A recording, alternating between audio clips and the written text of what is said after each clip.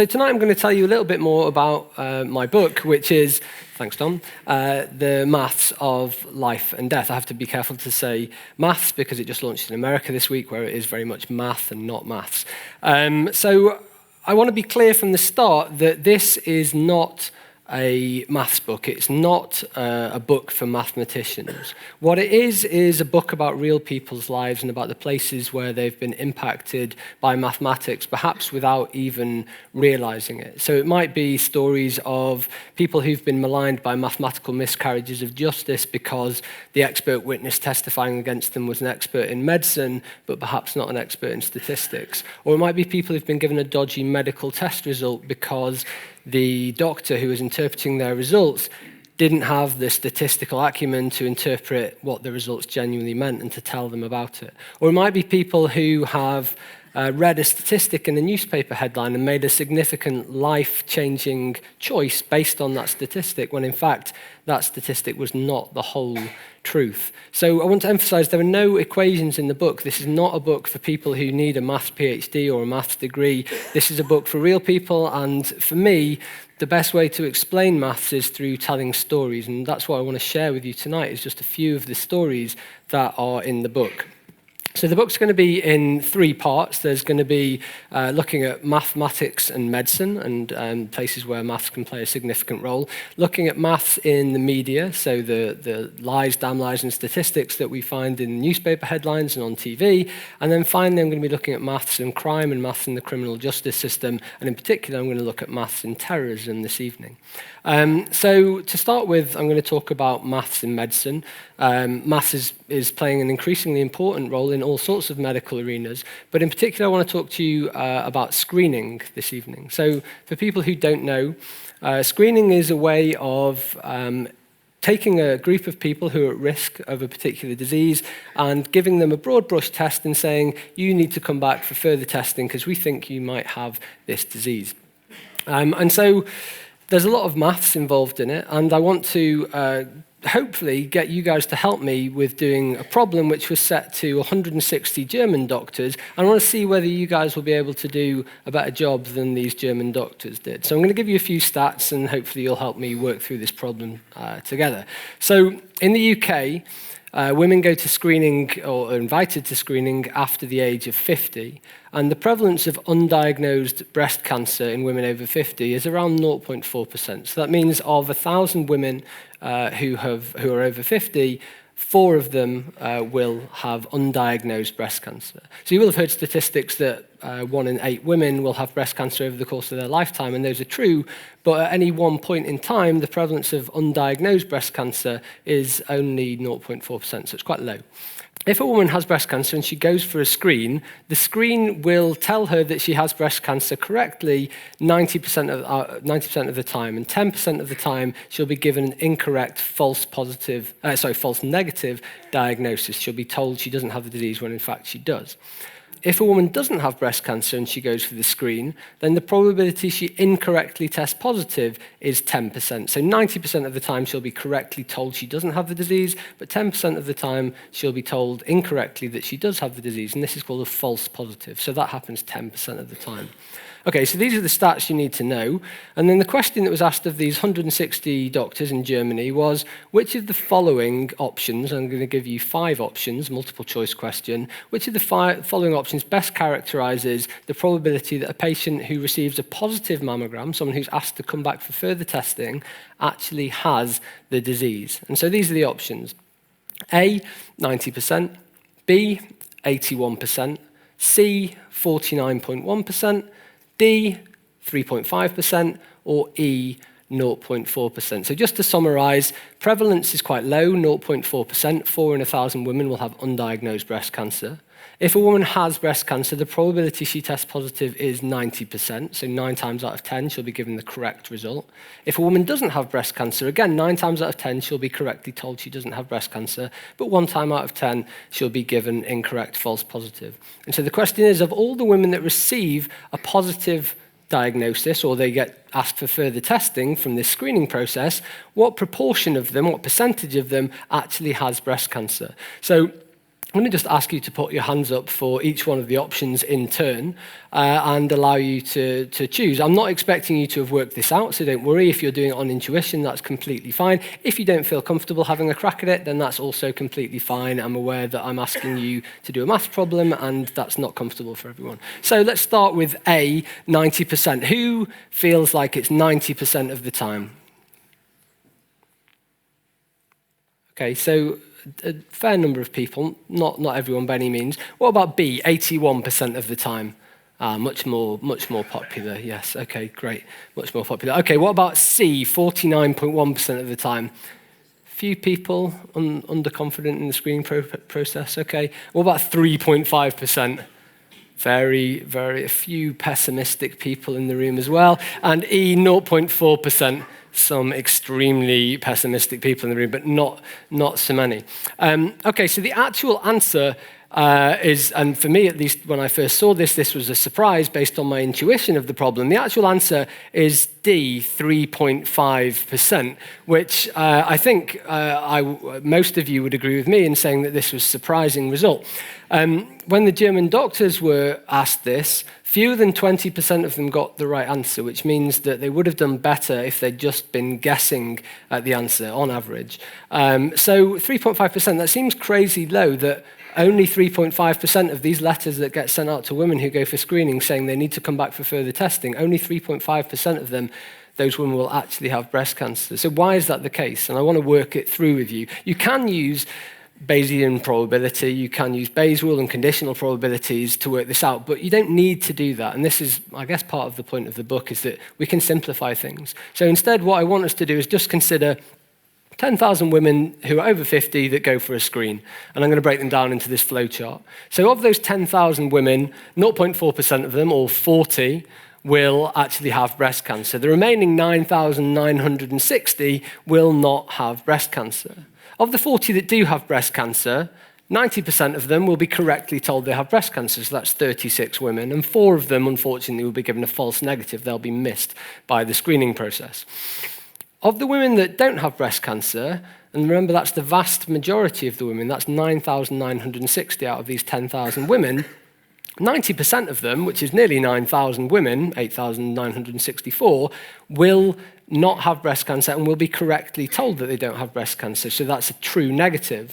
But 10% of them, 10% of this very large fraction of women, 996 of them in fact, will be incorrectly told that they have breast cancer, or at least that they need to come back for further testing. And these are the false positives. And so you can see that when a disease has a very low prevalence in the population, as low as 0.4% in the case of breast cancer, and we test a large number of those people, even if we have a very low rate of false positives, that can still end up giving far more positives than the true positives account for, because there just aren't that many true positives to find in the first place. So when you calculate the proportion of correct positive results, you see that there's just 36 true positives, and there are over 1,000 positives in total. So when you divide 36 by 1,032, the total number of positive results, you see that the prevalence is as low as 3.5% if these figures are correct. So I think it's quite a surprising result, and clearly a lot of doctors do as well. Another thing that I want us to emphasize is, well, what's the problem if we're picking up people with false positives? What does it matter as long as we're catching most of the people who actually do have the disease? Well, there's a story in the book about a lady called Kaz Daniels, and she goes for a screen. It's her first screen, in fact. And she gets a letter that arrives on a Thursday, and it says, you need to come in next Monday to the hospital for further testing because we found something anomalous in your screen. And Kaz thinks to herself, why are they asking me to come in so soon after the letter? They're asking me to come in next Monday. That's 3 days' time. This must be serious. This must be cancer. And she spends the whole weekend worrying about what's going to happen to her teenage kids after she dies. And she doesn't eat properly. She doesn't sleep properly. And it causes her severe anxiety. And when she goes for the follow-up test on the Monday, she actually gets given the all clear. She's told that she doesn't have the disease, as was always likely to be the case, because the vast majority of the letters that get sent out are actually false positives. So these false positives can cause serious psychological and emotional damage, but even the people that run the screening programs admit that there are problems with them. So this is a quote from Muir Gray, who is the former director of the UK National Screening Programme. He said all screening programmes do harm. Some do good as well, and of these, some do more good than harm at a reasonable cost. And this is a quote from Fiona Godley, who's the editor-in-chief of the British Medical Journal, quoting a study in the British Medical Journal. She said, "The harms of screening are certain, but the benefits in overall mortality are not." So why is she saying this? Well, screens can be very effective ways of catching cancer early, and for people whose cancer is very serious, this is good news. The earlier you catch cancer and treat it, the better the survival rates are. But what screening does is it actually catches a large number of cancers which are so slow growing or so small that they would never cause a problem in that woman's lifetime. But when someone hears the word cancer or tumour, an alarm bell goes off in their head and they start to worry and they decide to take evasive action so that they can avoid the possibility of cancer, whatever the consequences may be, even though that tumour may not have caused any problem in that woman's lifetime. And so people undergo potentially unnecessary surgery or treatment through radiotherapy, which of course have their own risks. So if you have mastectomy, then the operation itself and the general anaesthetic have their own risks. If you undergo radiotherapy, you have an increased risk of heart disease. So these screening programs, although beneficial in some aspects, can also be detrimental as well. So the other thing that I want to say about screening programs is that if you go to enough of these screens, you should start to expect a false positive result. And so we can do a simple mathematical calculation, which if the rate of false positives is 10%, which it is for breast cancer screens in the UK, we can ask the question, how many screens do I have to go to before it becomes more likely than not that I will have received at least one false positive result?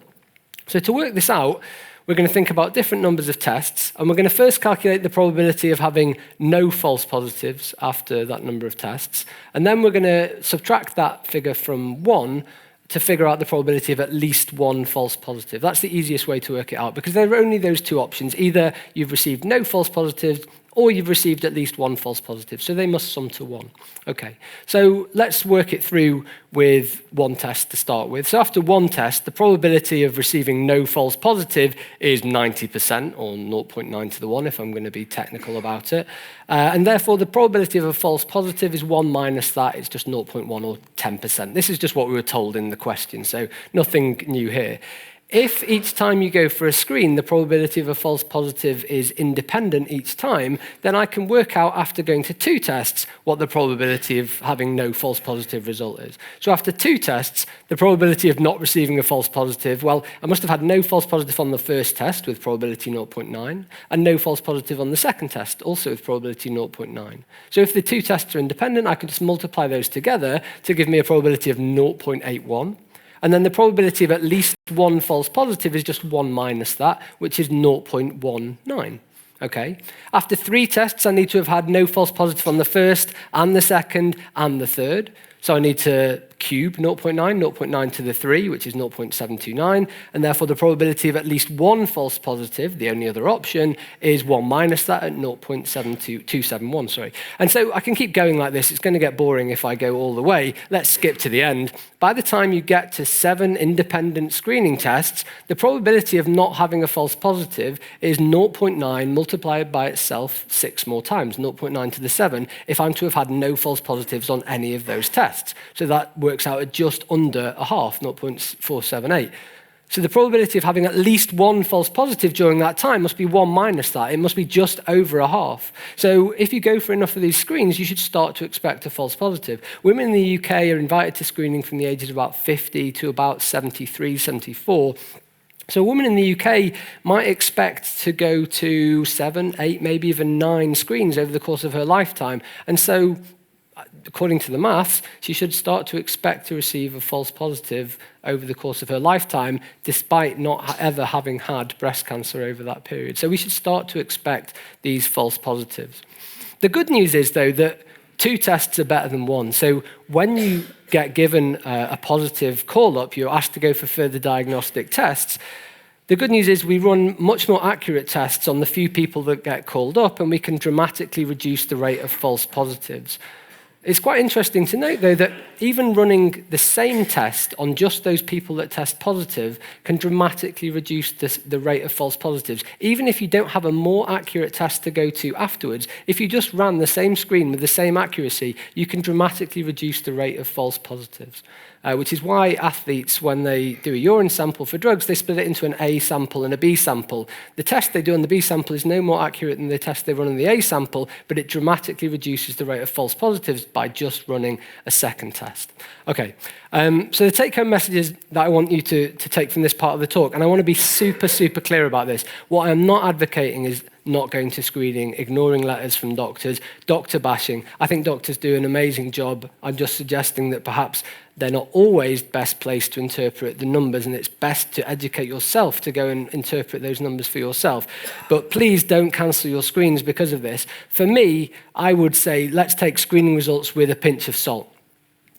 I would make the analogy to screenings with a job interview. So when a company wants to hire someone for a job, they send out an advert and people send in their CVs. And the company can read those CVs quickly and make a shortlist. And that's a really cheap way, just as the first screen is a really cheap way of identifying people who might be suitable for the job, people who might have breast cancer. And then for the job interview, you call people in and you interview them and you throw assessment centers at them. You do tests which are too expensive to do to the whole population at large to identify someone good for the job, but you can do it to this smaller population. And in the same way, with the screen, we invite people in and we throw more expensive, more accurate tests at them to give them a diagnosis. And the point is, just because you would get invited to an interview that for a job you'd applied for, you wouldn't assume that you'd got the job, right? So in the same way, just because you get invited for further tests after a screen, you shouldn't assume you have the disease that is being screened for. You should wait and go to the follow-up test and see what that follow-up test says. So take screening results with a pinch of salt. If you go to enough of these screening results, you should start to expect a false positive. We just saw the maths of that. If you go to 7 screens with a false positive rate of 10% in each one, you should start to expect a false positive over the course of your lifetime. And then finally, ask for a second opinion. And this swings two ways. Both get a second test done, okay, because 2 tests are better than 1. You can dramatically reduce the rate of false positives. But also, don't be afraid to question the person who's giving you these statistics. We should feel more empowered, even if we don't feel super mathematically capable, to ask, where do these figures come from? Can you explain this to me in a different way so that I can understand it? And hopefully, if your doctor genuinely does understand the mathematics, they will be able to do that for you. So ask for a second opinion. Okay, so that's the first part of the talk and some take-home messages. And I'm going to move on to talking about the media and the places where we see numbers appearing in the media. But I'm going to stay on a sort of medical theme because I think that nowadays in the newspapers we see headlines almost every day saying the impact of some lifestyle choice that you're making on your risk of getting some disease. So it might be that you are eating too much, or you're eating the wrong stuff, or you're sleeping too much, or you're drinking too much, or favorite trope of newspapers, you're drinking too little at the moment. So these statistics are everywhere, and I think we need to be better prepared to be able to interpret them. So I want to tell you about a particular headline that I read a few years ago. Back in 2008, the World Cancer Research Fund published a 500-page review paper, an article in a journal, which summarized the results of hundreds of studies which looked into lifestyle choices and how they impacted on our chances of getting various different types of cancer. As I say, there are hundreds of studies in this article that the World Cancer Research Fund put together, and the Sun picked up on this, and they decided to focus on just one of these articles, and they focused on one which said that if you eat 50 grams of processed meat every day, your chance of colorectal cancer increases. And this is the way that the Sun decided to sell their headline for this story, Careless Pork Costs Lives. And in the article underneath this headline, the Sun made this claim that eating a bacon sandwich every day increases your risk of colorectal cancer by 20%. And I read that and I thought, could it be true that if the background rate of colorectal cancer in the population is 5%, say, for people who don't eat a bacon sandwich, that by eating a bacon sandwich every day, you increase your risk to 25%. Do a quarter of all people who eat bacon sandwiches get colorectal cancer? So I wanted to dig down into the statistics and figure out what this headline actually meant. In the days following this headline, The Sun decided to launch the Save Our Bacon campaign, where they branded scientists as health Nazis who declared a war on bacon, despite the fact, as I mentioned, that the original article only talks about processed meat, not bacon sandwiches. But they decided that talking about bacon sandwiches would strike at the heart of the British psyche and really damage us. So they used this as sort of propaganda, and they sold a lot of papers on the back of it. So I went to look at the statistics, and this is what the Sun had found. This figure that they calculated is something called a relative risk. So what they'd found is that of people that don't eat a bacon sandwich every day, 5 of them might expect to get colorectal cancer over the course of their lifetime. And of people that do eat a bacon sandwich every day, 6 of them might expect to get colorectal cancer over the course of their lifetime. And so what they've done is calculated this thing called the relative risk, which is the risk of getting the disease with eating a bacon sandwich and without eating a bacon sandwich. Usually, relative risk is we're talking about drug trials, and we want to know what the increase or decrease in risk of getting a particular disease is when you're taking a particular treatment. In this case, the treatment is eating a bacon sandwich every day.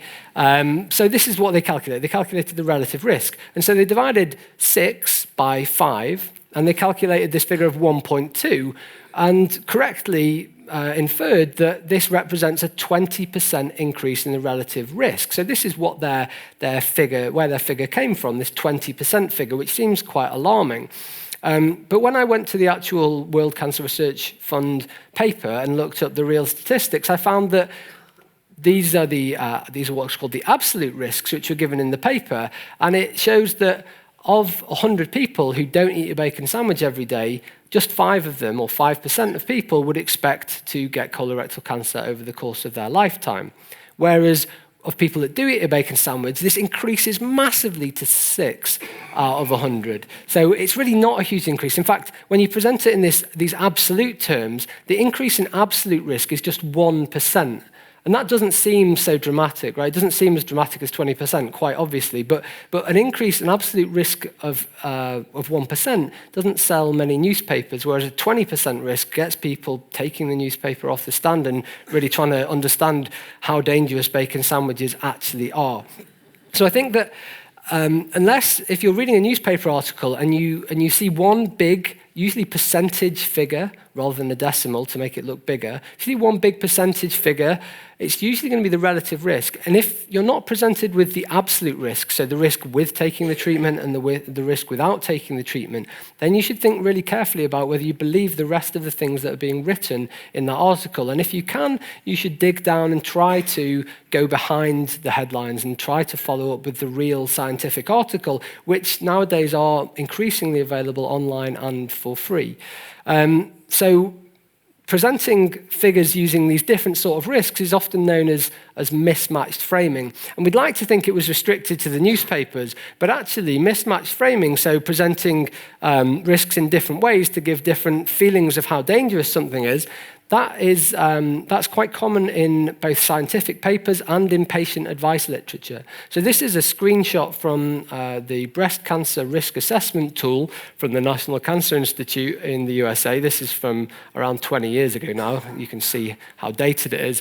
And this was a tool which was designed to give people who were suffering from breast cancer informed information about what the risks of taking particular treatments for breast cancer was and how effective they were. So in particular, they reported the results of one study on a drug which is quite famous now called tamoxifen, designed for treating breast cancer. And this is the way they reported the risks. So they said women taking tamoxifen had a 49% fewer diagnoses of breast cancer. That seems pretty impressive. Tamoxifen has cut the cases of breast cancer by half.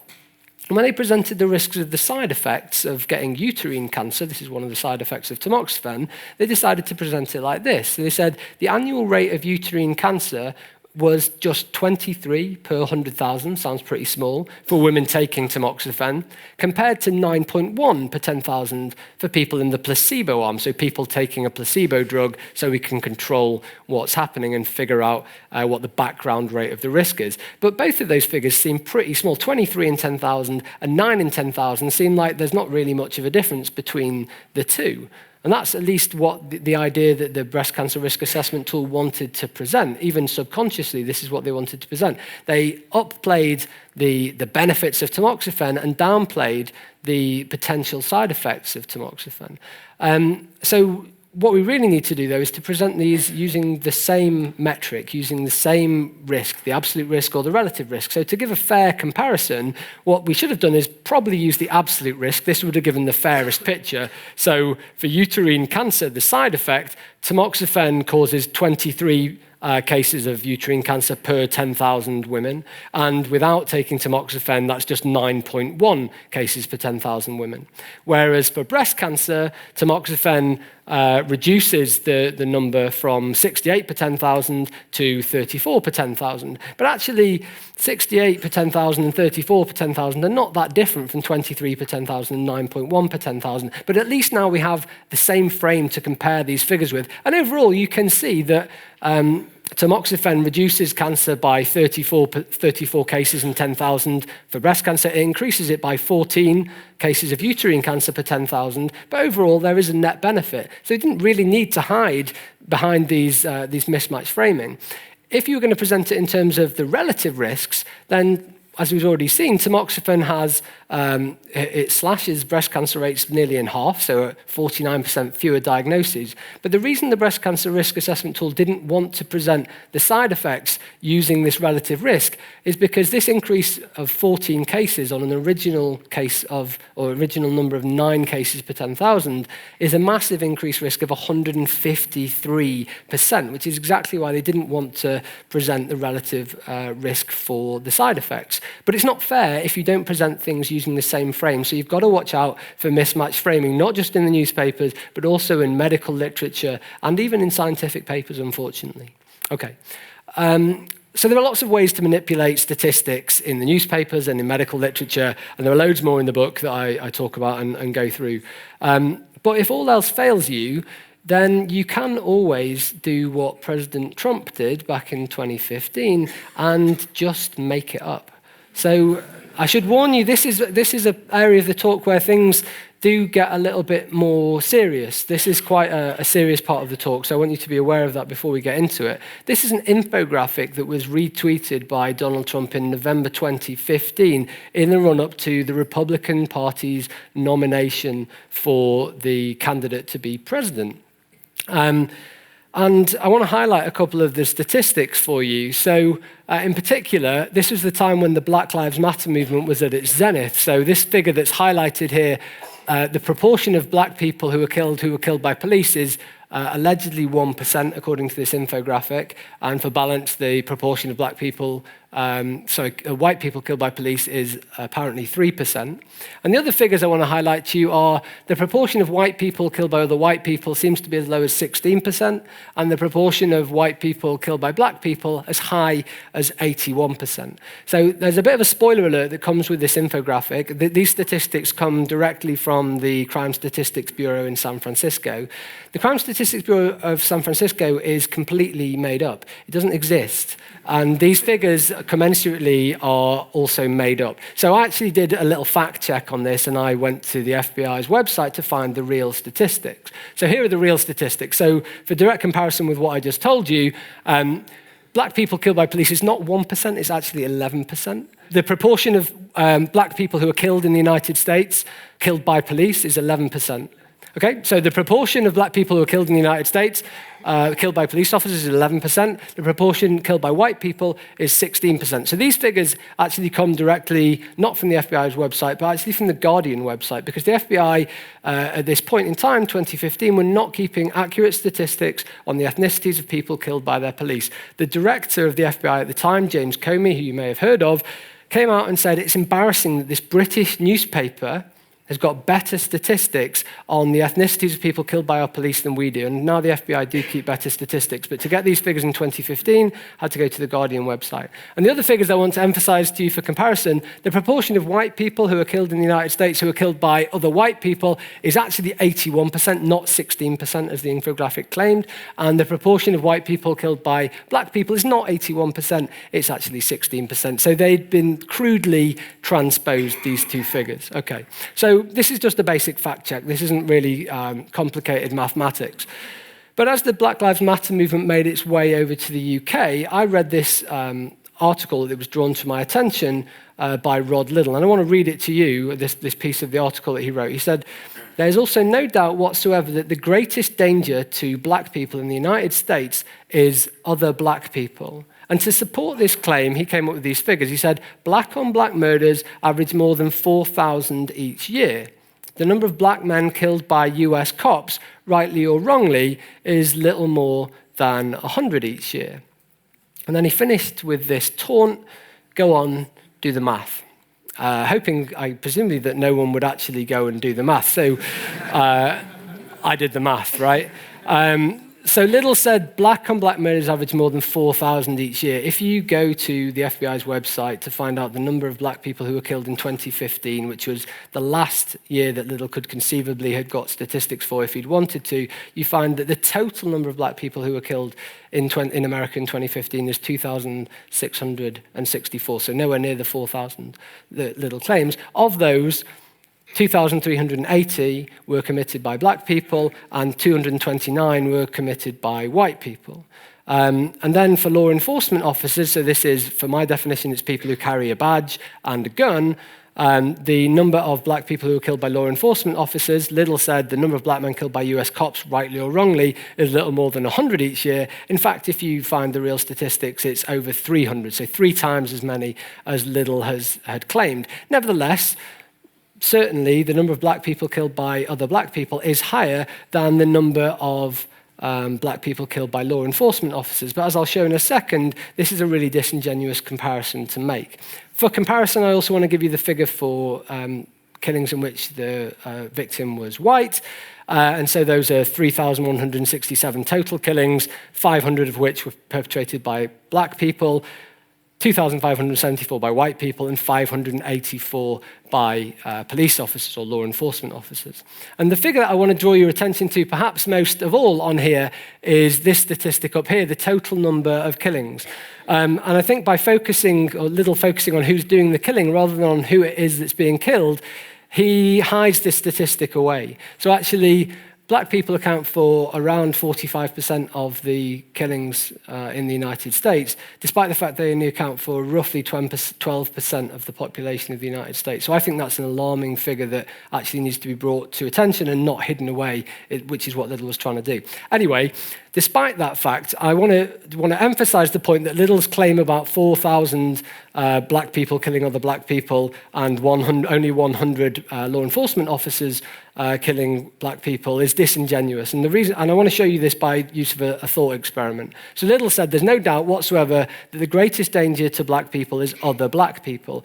And in fact, we're going to do this thought experiment to try and debunk this claim. So I'll give you some statistics. In 2015, toddlers shot and killed 21 US citizens. In the same year, 2015, bears killed just 2 US citizens. And the thought experiment is this. I want you to say, would you rather be left alone in a room with a bear or with a toddler? For me, I'm pretty sure it's a toddler. The reason toddlers kill so many more people in the United States than bears do is not because toddlers are inherently more murderous than bears. It's because there are a shed load more toddlers in the United States than there are bears. And crazily, they somehow manage to have access to guns. And for exactly the same reason, black people don't kill more black people in the United States because they're inherently more murderous than law enforcement officers are. There are just a shed load more black people in the United States than there are law enforcement officers. So what we really need to calculate is not the absolute number of killings by each of these populations, but we need to figure in the size of those populations and divide through by that to get what's called the per capita rate of killing. So if you do that, these are the statistics we've already seen. So black citizens, the number of black citizens killed by other black citizens is 2,380. Number of black citizens killed by law enforcement officers is 307. These are the real figures. If you figure in the population size, The population of black people in the United States is over 40 million, whereas law enforcement officers are around 635,000. If you divide the figure in this column by the figure in this column, you get the per capita killing rate, which is equivalent to asking, if I'm a black person, I'm walking down a street in a dark alley and I see someone coming towards me, who should I be more scared of? Should I be more scared it's another black person or more scared that it's a police officer? And so if you work out dividing the figures in this column by this column, you find the per capita killing rate of black citizens is 1 in 17,000, but for law enforcement officers, it's over 8 times higher. It's 1 in 2,000. So to caveat this, I should say that, of course, if you encounter a law enforcement officer, it's quite likely to be in a confrontational situation. Law enforcement officers also do carry guns. But I guess the point is that I'm not trying to make any huge point just by showing these figures, other than to say that Little's claim that just looking at the number of killings perpetrated by each of these subpopulations isn't enough. You actually need to think a little bit more carefully about the mathematics and do some math, if you like. Okay, so the take-home messages for the end of this part of the talk are, firstly, look out for these relative risks. If you see a single figure in a newspaper article or a scientific journal, which is a percentage figure and it's a big figure, you should be thinking that someone wants you just to see this one figure. They don't want you to dig down and find the absolute risks. So do the opposite of what they want you to do. Go and find those absolute risks and get a true picture of what the risk of a particular disease is. Beware of mismatched framing. If someone, again, presents just one figure or presents the benefits using a big percentage figure and the side effects using small decimal numbers, then you should be really careful about that. This should be raising alarm bells in your head. And finally, this one is not really a sort of maths one, but it's sort of certainly prevalent and pertinent to our times at the moment, which is don't trust politicians in almost anything that they say. Okay, so that's the end of that part of the talk. And I'm going to finish by talking about maths of crime, and in particular, I'm going to talk about maths of terrorism. But I'm going to start by doing a little game with you guys, which is, it's called the birthday problem in mathematics. Some people may have heard of it, some people won't have done. I believe we've got about 200 people in the audience tonight, but I want to do this with about 50 people. So I'm just going to select this proportion of the audience here in this central segment and in the lower tier if possible. So the question is, what's the probability that 2 people in this room, or at least in this segment that I'm interested in, share a birthday? There are roughly 50 people in this segment, and there are 365 days in the year, and I'm going to make a bet, I'm quite happy to bet, that there will be at least 2 people in this segment who share a birthday. So 50 people, 365 days of the year. Is anyone willing to take me on at evens? I've got a shiny pound to place on this. Is anyone willing to take the other half of the bet that there won't be 2 people who share a birthday? Yeah, mate, thank you. What's your name? Kwaku. Thanks, Kwaku. I appreciate that. I'll put my money on the table. I was going to go £2 to 1, but you've leapt straight in, so I really appreciate that. Brilliant. Okay, so we're going to do it, right? So the way I'm going to do this is I'm going to go through the months of the year, one at a time, January, February, so on. I'm going to ask you to put your hand up if you have your birthday in that month of the year. And I'm just going to go through people who have their hands up one by one and ask you to shout out the number of the year. Bear in mind, number of the day of your birthday in that month. Bear in mind, I don't know any of you, at least I hope I don't know any of you. I don't know any of your birthdays, certainly. So let's see how this works out. It's probability, so anything can happen. Okay, so I'm going to start off with January. Who's got a birthday in January? Yes, sir, at the back. 5. 4. Wow, that was almost game over. It's 22. 17th. That's it for January. Okay, all right. Let's move on. February. Okay, yes, lady at the back there. 14? 8? 11? 26? 9? 14. So we've got two Valentine's Day birthdays in there. That's lovely. Should we carry on? Just see if we can. We'll just do a couple more. See if there are any more startling coincidences. So let's go for March. Who's got a birthday in March? Right, lots of people. Yes, sir, at the back. Yeah, you, Chris. Sorry, I actually do know you. Go on. 16. 4. 4 and 4. Okay. Should we carry on? Let's just finish March and then we'll stop. Yeah. 1st. 20th. You twins? Okay. Yes. plant. It's a fake. Let's carry on. Yes? 15? 17? 16? Oh, that was about 17. Oh, yeah, 16, yeah. Okay. So it's going to keep happening. I'll stop there, otherwise we'll be here all night. I shouldn't have asked the twins to come along. Thanks, guys. I'll pay you later. Okay, so this is great news for me. I'll come and collect my pound later. Don't worry. Okay, so I guess the question, the other way of phrasing this question is, how many people do I need to have in the room or to have in this section of the audience before the probability of two people sharing a birthday becomes more than a half, before it becomes more than sensible for me to take my half of this better evens odds? And the answer is low, actually. The answer is surprisingly low. The answer is just 23 people to make the odds of two people having a birthday more likely than not. And I think that's mad. When I first saw this problem, I was super, super surprised by this. And so I want to try and explain why it's just 23 people and why coincidences perhaps are more likely to occur than we think they are intuitively. So what really matters in this problem is not the number of people in the room, or not specifically the number of people, but actually the number of pairs of people, because that's what we're thinking about. We're thinking about two people sharing a birthday. So I want to come up with a formula which tells me when I've got a certain number of people in the room, how many pairs of people I have with that number of people in the room. So there's a nice mathematical formula, and we're going to derive it now. So I've got my sort of crap reservoir maths dogs up on the board here. I've got Mr. Green, Mr. Orange, Mr. Purple, Mr. Lilac, maybe, or Mr. Blue. Let's call him Mr. Blue, and Mr. White. So I'm going to get Green to come up first, and Green will shake hands with Orange and Purple and Blue and White, and that's 4 handshakes. And then Orange will go along and shake hands with Purple and Blue and White, and that's 3 handshakes. And then Purple will come along and shake hands with Blue and White, and that's 2 handshakes. And then finally, the only people that haven't shaken hands yet are White and Blue, and they shake hands, and that's 1. And what you'll notice is there's a nice pattern coming out. So this is the sum of 4 plus 3 plus 2 plus 1, the sum of the first 4 integers, and it's no mistake that it was 4 because there were 5 people in the room. So it's the sum, in general, if I've got n people in the room, it's the sum of the first n minus 1 integers. That's the number of handshakes. But this is going to be tedious to add this number of consecutive integers up, consecutive whole numbers, when I've got a large number of people in the room. So yeah, surprise, surprise, this adds up to 10. That's nice. But what happens when we've got more people? Well, I want to come up with a general formula for the number of pairs of people. So these things are called triangular numbers when you add up consecutive whole numbers starting from 1. And I'll show you why they're called triangular numbers in a second. But first, I need to find out if everyone knows the song, The 12 Days of Christmas. Does everyone know that? I'm not going to ask you to sing it, but is there anyone that doesn't know the song, The 12 Days of Christmas? Okay, so you've got this, oh, someone over here. Right, cool, that's fine, don't worry. You've got this incredibly generous girlfriend or boyfriend, and they're your true love, and they give you presents on each of the days of Christmas. So on the first day of Christmas, you get 1 present. You get a partridge in a pear tree. Technically, that's 2 presents, but we'll count it as 1.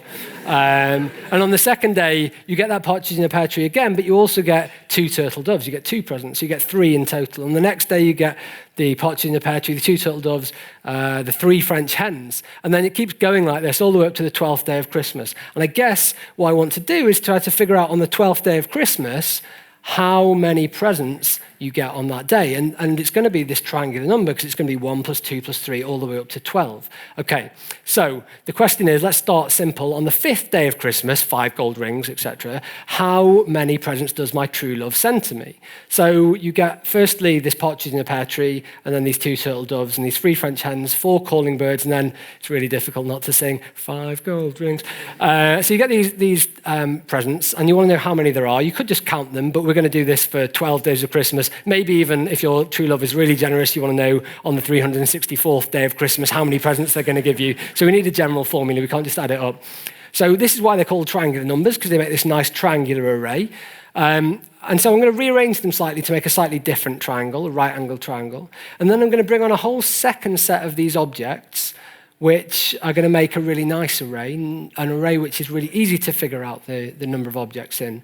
Okay, it's a rectangle, and to figure it out, we just need to multiply the number of columns by the number of rows. So there are, in general, when it's the nth day of Christmas, there are going to be n rows and n plus 1 columns. So I just need to multiply n by n plus 1 and divide, remember, by 2, because I brought in 2 sets of these gifts. So on the 5th day of Christmas, I take 5, I multiply it by 6 to get 30, I divide it by 2, and 15 is the 5th triangular number, which is great, and you can add them up just to check that. If you play snooker, you'll know this well. You have 15 red balls, and they make this nice triangular array when you put them in the triangle. So that's the 5th triangular number. So in general, I've got this formula for triangular numbers. For the nth triangular number, where n is just some whole number, I multiply n by n plus 1, and I divide it by 2, and that will tell me how many objects I have, or in the case of handshakes, how many handshakes there need to be. So when I've got 23 people in the room, how many pairs of people are there? Well, the first person can get up and shake hands with 22 people,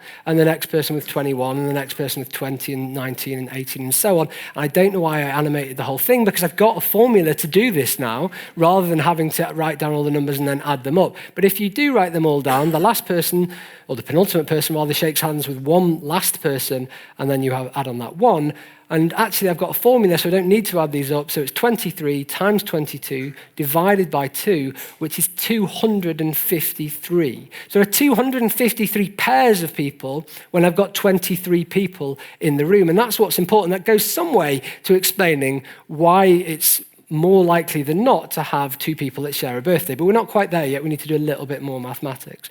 So let's think about the probability that when I've got one pair of people in the room, what's the probability they don't share a birthday? I'm going to do that same trick I did before with expecting the false positives. I'm going to first figure out what's the probability 2 people don't share a birthday, and then I'm going to figure out from that the probability that at least 2 people do share a birthday, because those are the only 2 options. Either 2 people don't share a birthday, or at least 2 people do share a birthday. And those must sum to 1 because it's probability. Okay, so with one pair of people in the room, the probability, little p, that 2 people don't share a birthday. Well, the first person can have their birthday on any day of the year. And the second person can have their birthday on this day, or this day, or this day, or this day, or this day, or this day, or this day. Hopefully I stop there. Any of the other 364 days of the year. So the probability that 2 people don't share a birthday when I've got one pair of people in the room is 364 divided by 365. Okay, so that's just one pair of people. I need to scale this up to when I've got 253 pairs of people. So what's the probability, capital P, that when I have 253 pairs of people, they don't share a birthday? Well, assuming the birthdays are independent of each other, which is a decent enough assumption when you've got a low number of people in the room, this probability is the probability that one pair don't share a birthday multiplied by itself 252 times for each one of those pairs, or 364 divided by 365 raised to the power of 253. So although 364 divided by 365 is a number which is pretty close to 1, when you multiply it by itself enough times, it gets lower and lower and lower. And by the time you do it 253 times, you get to a number which is just below a half. So that's the probability 2 people don't share a birthday. So the probability that 2 people do share a birthday is 1 minus that, or at least 2 people share a birthday is 1 minus that, which is just over a half. Okay, so I want to show you this animation which shows you, as the number of people change on the horizontal axis, how the probability of getting a match changes. And you can see that when you've got 50 people in the room, the probability of getting a match is 95, 96, 97%. It's pretty high. So I had pretty good chance. I could have offered 2 to 1. I could have offered 10 to 1. And still, overall, if I play this enough times, which I do, then I probably would come out on top at the end of this. Okay, so I've highlighted here this 23 people in the room, just so you can see that it does just dip above 0.5 half, probability half, when I've got 23 people in the room. So this is the theory. We've done the theory. We've seen it work a little bit in practice. Well, I could have planted the twins, for example, in the audience. So let's see, does it actually work in practice? So back in the World Cup in 2014, there were 32 teams competing, and each of these teams had 23 players in their squad. This magic number that I said should give us a probability of roughly a half that 2 people share a birthday. So you could do, if you were so inclined, go through the Brazil team, for example, and find out all their birthdays and see if any of them matched, if you wanted to. And if you did do that, you would find that Hulk and Paulinho had a birthday shared on the 25th of July. And if you did want to, you could go through all the other 32 teams and check out all those 23 times 32 people's birthdays and see which teams had a birthday which matched. And you would find that exactly half of them, 16 out of 32, have at least two players whose birthdays match. Now, this is probability, so it doesn't always work out to give us this exact expected number of teams being exactly half the teams. There will be some variation in this. But at the 2014 World Cup, this is exactly how it worked out, and these are the teams that had two players that shared a birthday. So I'm going to finish on a little bit more of a somber note, and this is again, a little bit more of a serious part of the talk, I guess, talking about how we can apply this birthday problem logic to the real world. So on the 22nd of May 2017, an Ariana Grande concert was finishing at the Manchester Arena in my hometown of Manchester, a place where I'd been to gigs when I was a teenager. And people were coming out of the concert, kids were coming out of the concert to meet their parents, and parents were coming to pick their kids up and take them home. And then Salman Abedi walked into the arena with a rucksack which was filled with explosives and nails and screws and bolts, and he blew himself up, and he killed 22 innocent people that evening. And I was watching this. I was actually not in Manchester at the time. I wasn't even in the country. I was in Mexico, and we were 6 hours behind. And because this happened in the night, I was watching this come through in the afternoon in Mexico and watch this story develop overnight. Well, most people in home in Manchester or in the UK were still asleep and hadn't actually heard about this. And I followed this news story quite closely because it was in my hometown of Manchester. And over the following days, I noticed a strange coincidence. I noticed that exactly 4 years earlier, on the 22nd of May 2013, Fusilier Lee Rigby was brutally murdered outside his barracks in Woolwich in another Islamist terrorist attack. And I wasn't the only person to have noticed this. So the Daily Star ran this headline a couple of days later: "Dates matter to jihadis, Manchester Arena attack on Lee Rigby anniversary." And in this story, they quoted a tweet from Sebastian Gorka, who was then President Trump's deputy assistant. And he said, "Manchester explosion happens on the 4th anniversary of public murder of Fusilier Lee Rigby. Dates matter to jihadi terrorists." And I thought this was an interesting assertion to make. It was interesting that he'd made the connection, and then that he'd made a causal connection to say that because these two things happened on the same day, it must have been by planning. It couldn't have been by chance. And he was making a statement which is inherently a mathematical statement, but the maths is hidden completely out of sight. And so he's using this to further, presumably, some anti-Islam agenda that he has, to make people more scared of terrorists than really they should be, to make terrorists seem more organized than they actually are. And so I thought, well, is this the case? What are the chances that if terrorist incidents just happening purely at random, without any planning, what are the chances that two of them would occur on the same day of the year? So I went back and I went to a reliable source, Wikipedia, and I looked at the number of terrorist incidents over the previous 5 years, between April 2013 and April 2018. And I found that there were 39 terrorist attacks against Western nations, which conceivably, if they'd happened on the same day, we would have said, wow, that's a coincidence, and Gorka would have made this tweet saying, jihadis are very organized and can strike at will. And when you plot this on the birthday problem chart that I showed you before, you see that with 39 independent events happening completely at random, the probability that two of them will fall on the same day is nearly 90%. In short, you'd be far more surprised if two of these events hadn't happened on the same day of the year than if two of them did happen on the same day of the year as they actually did. And I think to some extent it puts the lie to what Gorka was claiming, that because a coincidence happens, there must be something causal happening in the background. It couldn't possibly just be by chance. And so I guess that's where I want to finish for tonight. I want to finish with a few take-home messages, which are, for this part of the talk at least, coincidences can be surprisingly likely. We don't really see them, and it's only when we notice them that we think they're amazing coincidence, and we think, oh, that's really surprising. I can't believe that's actually happened. But actually, coincidences are happening all the time. We're just not noticing them a lot of the time. And this birthday problem is a nice mathematical way of explaining how likely coincidences really are.